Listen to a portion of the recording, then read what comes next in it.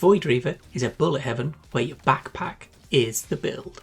The way it works, you pick from 4 characters, each with a different starting weapon and passive. One starts with more of a sword, another starts with a rifle, one starts with a pod that flies around with you poisoning enemies, and the last is a mechanic focused on turrets. The poison pod one has a really tricky opening because it just doesn't do a great deal of damage. As you kill the various aliens, they drop a currency called Curium. Rather than most bullet heavens where the gems you pick up are XP for levelling up, in Void Reaver you hoard Curium until the shop opens between waves. Once the shop opens, you spend it on more weapons and artifacts to add to your inventory.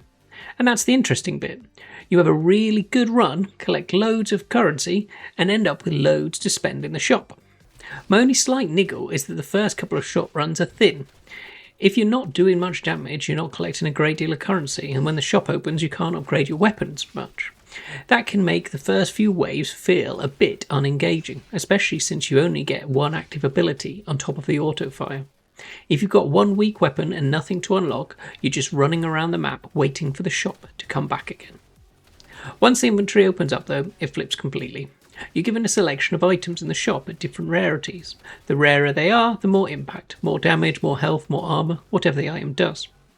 Some items have synergy. If you put them next to each other, they get additional bonuses. There's one that increases the damage of all weapons touching it, so I ended up putting that in the middle of my bag with all my weapons spread out around it as much as possible. The items are different shapes, so you're playing a bit of Tetris on top of everything else. Your inventory starts off small, but you can spend currency to expand it, so as the run goes on you get more weapons and defense in there. I definitely tried to pick items that stacked into the same synergy, mechanical damage in my case, so I picked my strategy based on what was appearing in each shop. Runs last about half an hour and end on a big boss called the Abomination of the Depths. By that point you've got loads of guns, maybe you're dropping mines, maybe you've got some armour and lifesteal.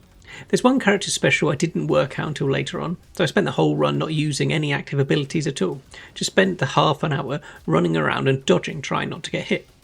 And even then it was still really engaging.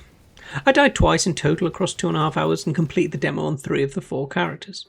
The meta progression layer is the second currency called Void Shards. You spend these on either upgrades for your ship, which applies across all characters, or upgrades to specific characters. Because I was sampling the roster, I focused on ship upgrades. I only found that tree just before my last run, so the first few runs were basically vanilla. One thing to know about the demo, it doesn't handhold you at all. The character bonus stats are listed but not explained, and it wasn't clear to me that I was collecting and waiting for a shop until I spotted a little trolley icon creeping along the top bar signalling the shop was coming soon. Once that clicked though, the loop made sense. Sound and feedback are strong, and for the genre that often turns into number soup, I could always still tell what was hitting and what my build was doing. My verdict is a play.